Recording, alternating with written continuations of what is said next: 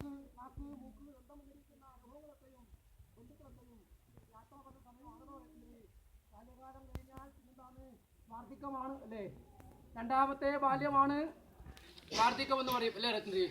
അതുകൊണ്ട് ബാല്യകാലങ്ങളൊക്കെ പോയി വാർദ്ധക്യത്തിൽ നിന്നിരിക്കുന്ന അനുഭവങ്ങൾ നിങ്ങളുടേതാകുന്ന വാത്ത് ലഭിക്കുന്നവർക്കും ക്ഷണം വരുത്താകണം. മന്ത്രമൂർത്തികളും ദൈവഭടനും എല്ലാം രക്ഷിക്കാം. അങ്ങനെ രത്നഗിരി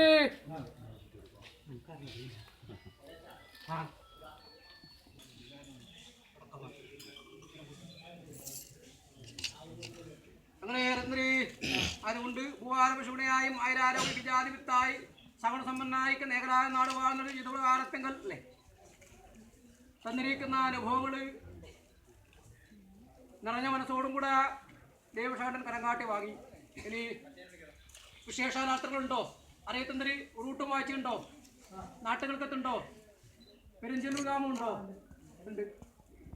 അങ്ങനെ അതുപോലെ അടുക്കളയൊക്കെ തഞ്ഞി കുടിക്കുമ്പോഴും താരോളത്തിൽ നീക്കോളം വരുത്താകണം.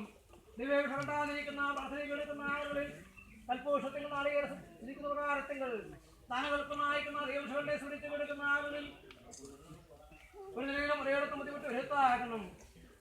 കുളം തികഞ്ഞ മത ഓടത്തായും മന്ത്രമൂർത്തിയും യാദമൂർത്തിയും അതിലുപരിയായിട്ട് ദൈവശോളം തന്നെ രക്ഷിക്കാം. അത്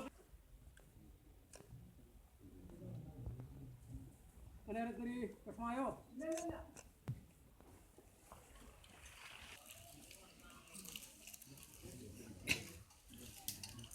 അങ്ങനെ ഇനി ഏതെല്ലാം പ്രകാരം അവരുടെ പാട്ട് കാരണാസം വരുത്തണോ ഞാൻ? അതുകൊണ്ട് എന്നെ കണ്ട് എൻ്റെ അരയത്തന്ത്രിക്ക് മതിയെന്നും അരയത്തന്ത്രിയെ കണ്ടിട്ട് എനിക്ക് മതിയെന്നും അവരവസ്ഥയില്ലല്ലോ. എത്ര കണ്ടാലും എത്ര പറഞ്ഞാലും മതിവരാതൊരു ബന്ധങ്ങളുണ്ടല്ലോ. അതുകൊണ്ട് ഇപ്പോഴത്തെ രംഭാനമായിട്ട് ബാക്കിയേറെപ്പെടുന്ന കാലദാസം വരുത്താകണം. പറഞ്ഞിക്കാം ഭാവിക്കാം. ഇങ്ങനെ ഏവരോട്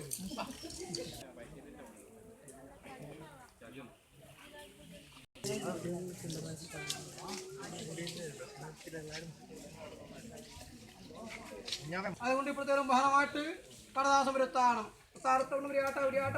ആത്മാസാക്ഷിയാപ്രകാരം ഓണം പ്രമാണമായിട്ട് അല്പസമയം എൻ്റെ നിലമണ്ണം ബഹളമായിട്ട് ഞാൻ അടിപ്പാടി കളിച്ചു.